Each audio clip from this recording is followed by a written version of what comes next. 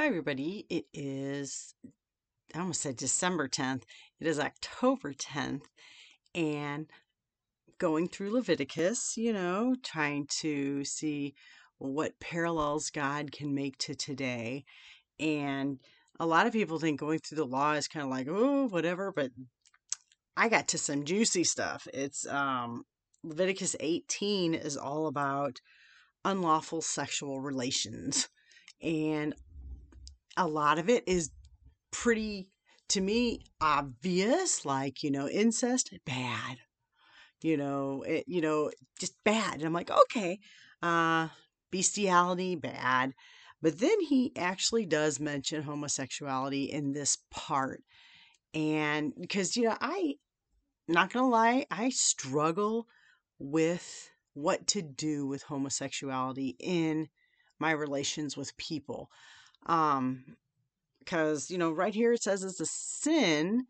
And I personally think, kind of like, you have a plug that's the male and the receptacle's female. That's the only way it works. And God kind of made the human body like that, so I think that's the plan for sure.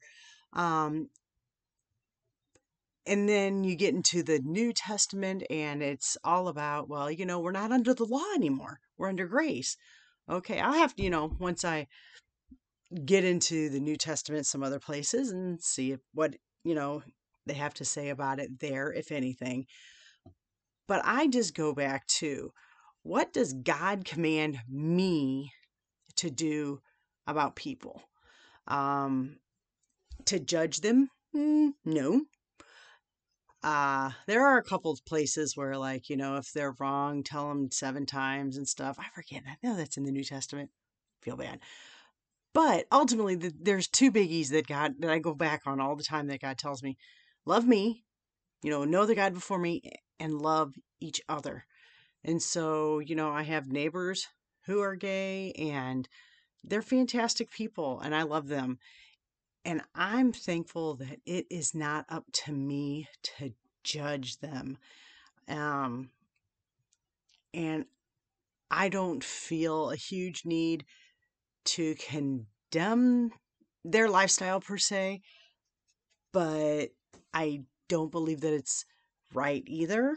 I think it's a sin like any other sin, like any of the multitude of sins that I engage in during the day, either by omission or commission, either one.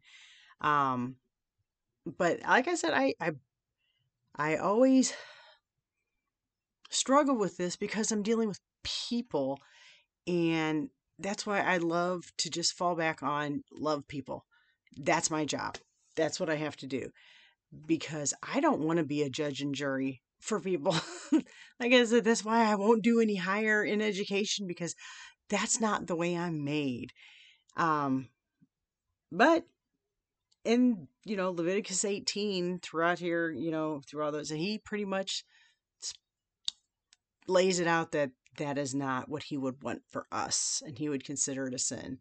So it's very much a current issue here, that from Leviticus to today.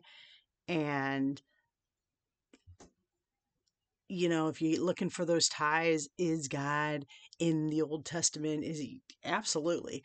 And it's amazing me. I thought for sure I wouldn't be able to see what's going on today in Leviticus, and I do.